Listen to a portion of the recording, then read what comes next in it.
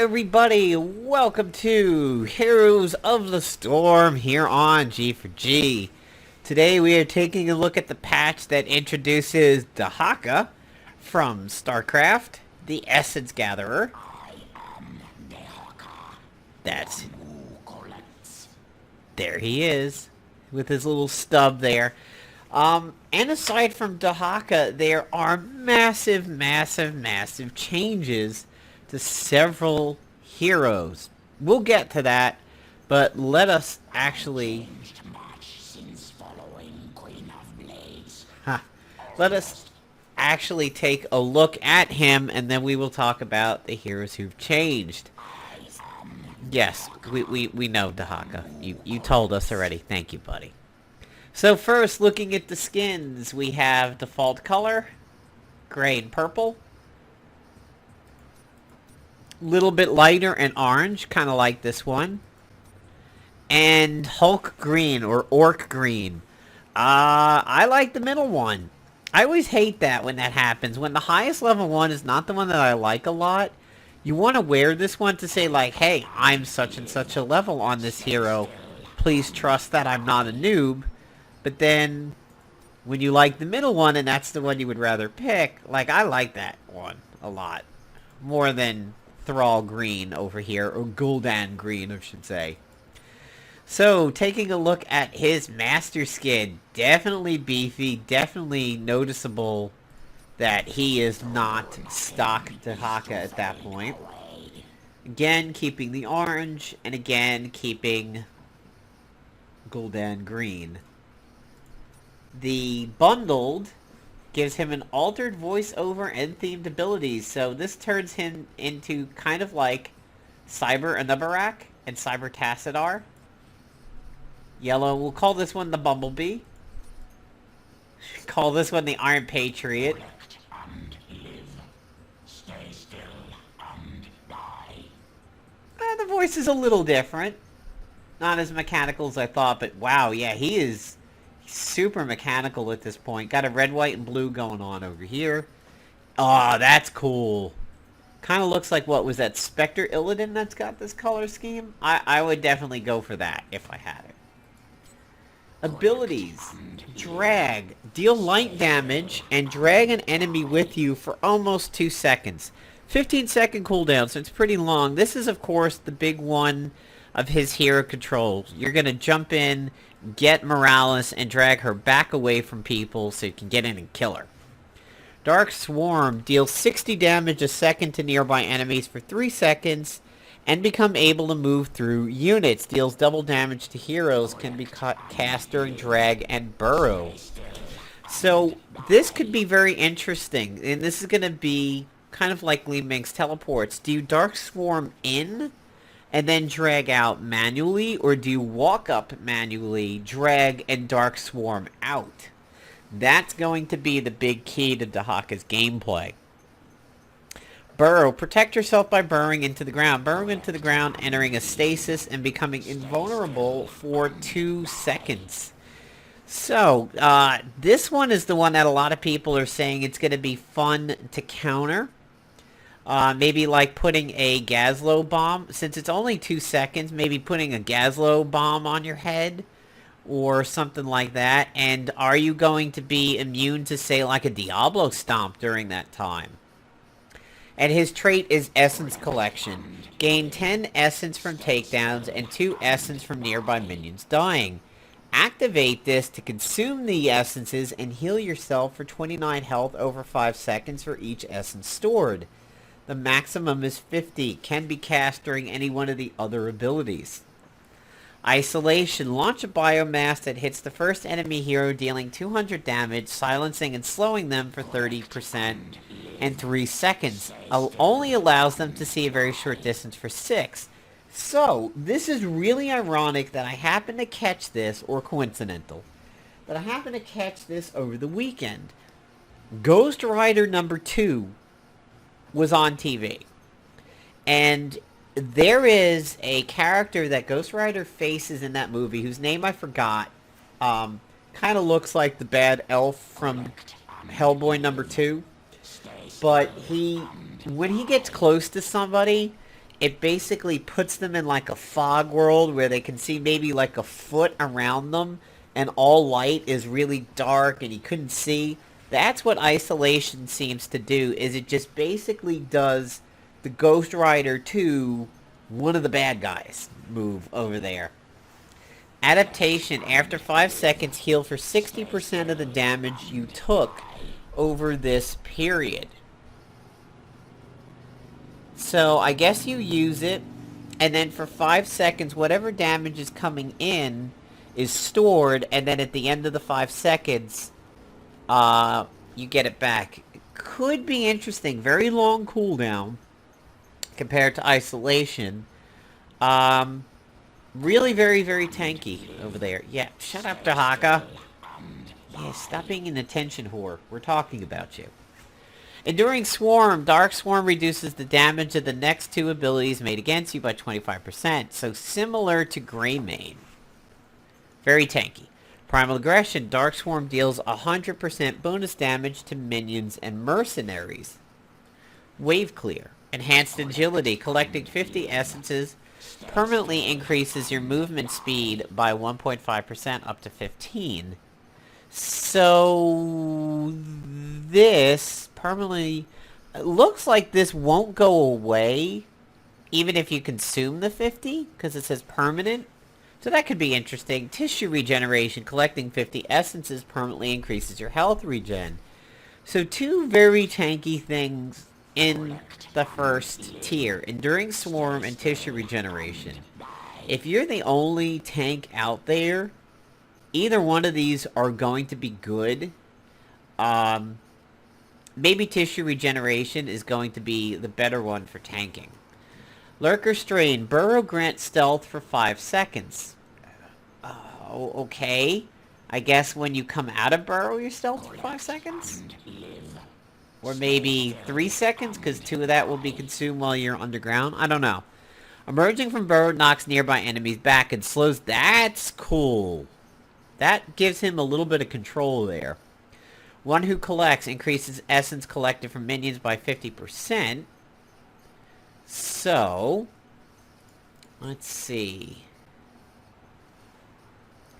An extra 1. So every minion you kill is going to give you 3 instead of 2. It'll stack up over time, but if you got a little bit of ADD and want your stuff going now, you might find this one a little underwhelming. Where is it? There it is, yeah. Hero Stalker. Increase essences gained for takedowns by 150. Now this might be better, but this is really early on in his tree to know if you're going to have a high kill match. That might be a little bit better later game. Feeding Frenzy. Basic attacks reduce the drag cooldown by 1.5. That's cool.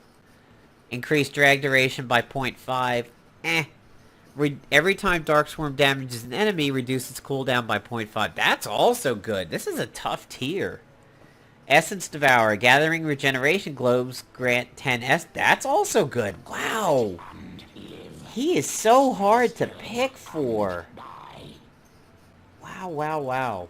Isolation, Adaptation. I would probably be going for Isolation, because that essentially gives him 2 people he can lock down. You can drag the one and isolate another.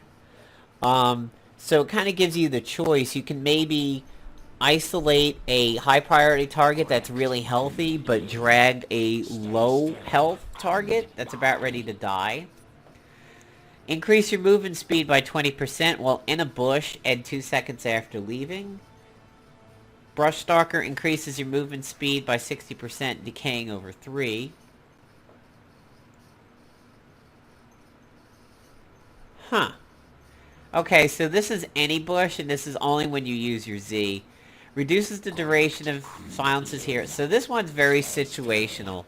If you see a lot of control on the enemy side, you're going to be picking this. If not, you're going to be picking between these 2. Very, very interesting. Both of these are really good hero chase abilities. Going to be interesting.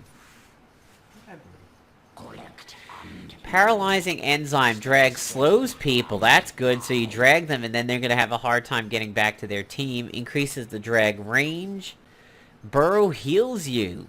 Again, tanky. So here are some bruiser ones. There's a tank one. Tough choices, man. They all sound so good. There's not a lot that just sounds bad on him. Isolation hits all heroes near the first target. That's not... That's nice. That sounds really good. Increases adaptation to 125. Again, probably the one if you have to go like full bruiser. I mean full tank. Reduces brush stalker cooldown by 30 seconds and the cast time by 0.5. Real good chase there. And then hardened shield. Again, tanky. Tough guy to pick from. Really. Really, really tough.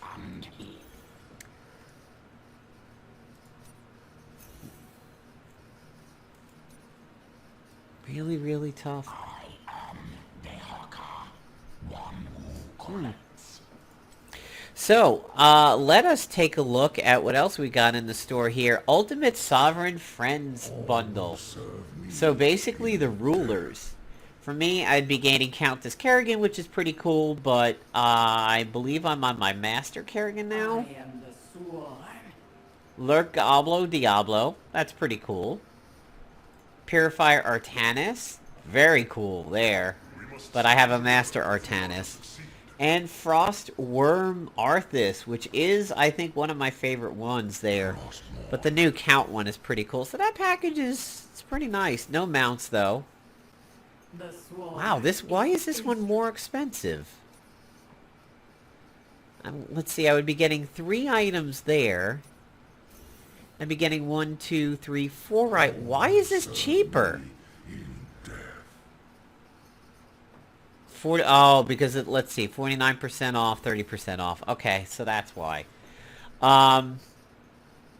War Master Chet is on sale. Morales is on sale along with her Apothecary skin. Anything going on in the mounts? Ah, the Star Chariot is finally available. And we also have the Space Lord Starbreaker, which is pretty cool. So, the other heroes that have gotten massively reworked. Let's take a look at them. So we know Kalthus, Tychus, Sylvanas have gotten some things. Jaina got reworked a little bit. And, of course, Illidan. Man, good Illidans were a pain in the ass before. He might be really crazy now. So Dive, Sweeping Strike, Evasion, Betrayer's Thirst, Metamorphosis Hunt, Talents. After using Sweeping Strike, burn nearby enemies for 22 damage for 4 seconds. If you hit 2 or more heroes with Sweeping Strike, increase the damage bonus from 35 to 100. Wow. Unending Hatred, Quest. Every minion you kill gives you 0.1 attack damage. Every takedown gives you 1. Once you reach 20... receive an additional. He's just gonna build like crazy. Rapid Chase. Dive increases move speed, increased dive range, and can dive to allies. Sweeping Strikes can go over walls with reduced cooldown. So, one of Illidan's worst nightmares of all time is to dive in the base and get stuck, and now he can get out. And I've seen this happen during some of the PTR videos. Reflexive Block, Dive Grants. Block, Thirsting Blade. Betrayer's Thirst healing from basic attacks is increased while Sweeping Strikes is active. Basic abilities heal for 25% of the damage they deal. Double this against... wow. Metamorphosis at 120. The Hunt at 60. Nimble Defender. If Sweeping Strikes hits an enemy hero, you gain Resistant. Sweeping Strikes reduces the cooldown of Evasion every time it damages an enemy hero. That's big. Evasion reduces the damage you take from the next 2 abilities, so theirs is like anti-caster. Dive deals an extra 225 damage if you hit the target consecutively within 10 seconds. That's... every 4th attack against the same hero deals an additional... so there's his Giant Killer. Hitting 5 heroes with sweeping strikes allows you to activate Blades of Azeroth to increase your basic attack damage. That's a little rough. Permanently remain in demonic form. The hunt gains unlimited range. You passively reveal heroes below. Oh, wow. Interesting. Basic attacks deal 20% more damage, so that's Nexus Blades. Kael'thas. Let's look at Kael'thas, because I know he's really different. And I just got him to Master last night. His abilities are all the same. Quest. Flame Strike hits increase damage. When Flame Strike damages an enemy hero, increase its damage by 5 up to 100. Lose all damage bonuses if you die. When you gain 100 damage bonus, increase Flame Strike damage by an additional 50. And you no longer lose the bonus if you die. So kind of like meat. Increase your ability power by 5 seconds. Heal for... Alright, so that's a little bit different. And there's his Mana Addict. So you can either go for sustain or damage. It's a tough choice at level 1. You need to have faith in your team for convection. Increases gravity lapse range. When it hits an enemy hero, refund mana. When it hits a hero, reduce its cooldown. Activating Verdant Spheres restores some of your mana. Wow, that's a tough choice now. I would probably be picking Netherwind. It used to be the one that would say would go faster. It's a hero, reduce its cooldown. I would probably go Netherwind. More consistent. When Flame Strike damages 2 more heroes, they take additional damage. Causes enemies to take 25% additional damage from Kael. Causes your next basic attack to shoot a spell. Phoenix. Pyro. Each time Living Bomb deals periodic damage, your basic ability cooldowns are reduced by a second. Living Bomb's explosion slows enemies. Increase living... That's tough. So this is spread it around. Well, actually, you don't get the double... Does it still do what I think it does? If it still allows you to get the double Living Bomb, that might be really, really good for Pyromaniacs. So you spread your Living Bombs around and you don't just go for the burst. And then you get your Flame Strike. That could be really interesting. Flame Strike will explode a second time. That's not new. Your basic attacks do 190 bonus damage to enemies affected by Living Bomb. So that might be good for Pyromaniac too. Vern Spheres gave the second charge. Okay, nothing new there. Living Bombs spread from explosions can now also spread Living Bomb. Wow. So there's where it shows up now. Yeah, he's definitely been reworked. Gazlowe has been reworked too a lot. I don't know why they really went after him. He was in a pretty decent spot. Increase the mana restored from scrap. Scrap causes abilities to cool faster. Nothing particularly new here. Basic attacks. Increase the duration. Right. Reduces Explodium's charge cooldown by 2 seconds. If it hits an enemy here, you gain 2 charges. A rocket turret? Ow. But damn, there's that enemy's chance. Enemies that die near you have 15% chance to drop scrap. That's kind of weak. I don't know that I would go reduce and reuse anymore. I might go ABK reactor. Rocket turret. Attack multiple enemies. Slow. Charge faster. I like engine gunk. I often do hyper focus also. Increase rocket turret charges. Disables heroes, minions, and structures. Slows heroes right. Increase the explodium range and radius. I tend to like easy peasy. Increases rocket turret damage. Gains a second charge. So they're really trying to build him. Rocket turrets fire death lasers? Wow. Firing a death laser causes all of your rocket turrets to fire a death laser of their own. Activate. Wow. Yeah, he's been reworked a lot too. Now, Sylvanas' heroic change, Withering Fire. When a nearby enemy minion dies, a free Withering Fire is shot. Can't hit heroes. Paralysis. I like paralysis. Lost Soul. Still would be going for Lost Soul over here. I like the sustain of it. There's Possession. Force an enemy minion to fight for you. 3 charges. Explosion. Triple damage to non-heroics. I think I'd be picking up Possession. That could be interesting. After 1 second cast, take control of an enemy hero's movement and prevent them from doing anything else. Oh, too bad you can't run people into abysses or something. There's life. Wow, Shadow Drain's really high up now. That kind of sucks. Damn. There's Vulnerable. Okay, slows heroes. Damn! Now I have to pick between those two?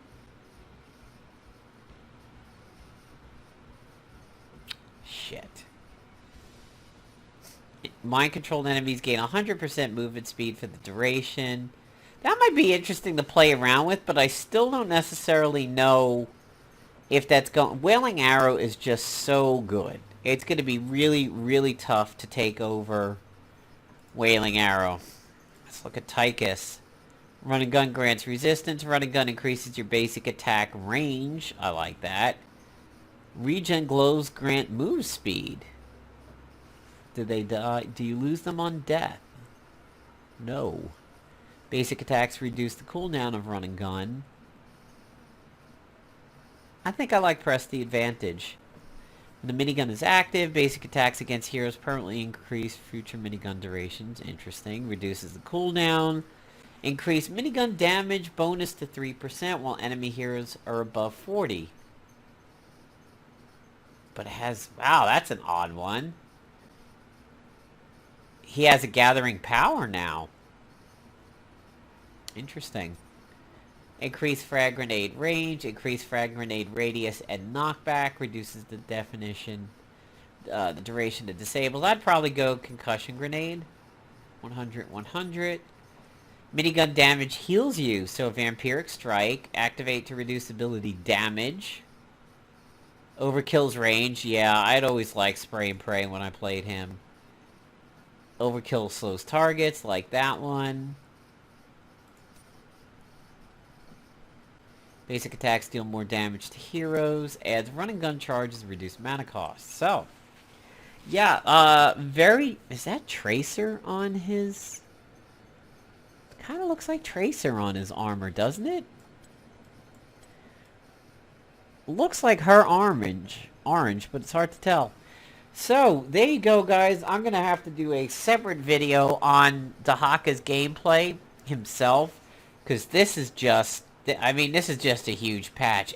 Everybody, it seems like, is getting major reworks over here. I mean, Zul's got changed a little bit. Zagara's Nidus is getting changed. Butcher's Lamp to the Slaughter got a little bit of a rework. Kerrigan got some love too, because Kerrigan was in a really bad spot. Jaina got some reworks also. She no longer has Bolt, and they've said that they're going to be reconsidering Bolt and everything.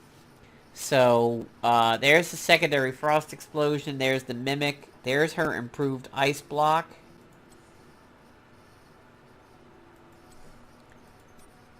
Everything's still pretty much the same here. Graphically, she's looking pretty nice. There's Frost Armor. Ability damage dealt gives Jaina shields. When Jaina doesn't increase damage from Frostbite, she's shielded. So there's her longevity, but Stormfront is still really strong. She can't bolt out anymore, and they said they don't want Burst to be kind of making up for their shortcomings. So it's definitely going to turn a lot of heroes on their heads, and some, like Tychus and everybody, might become more viable. Illidan's probably going to be a bastard to deal with now. So, alright guys, stay tuned to the channel for a separate video on Dehaka in combat, and I hope you enjoyed the video and this look at these reworked heroes. See ya, everybody.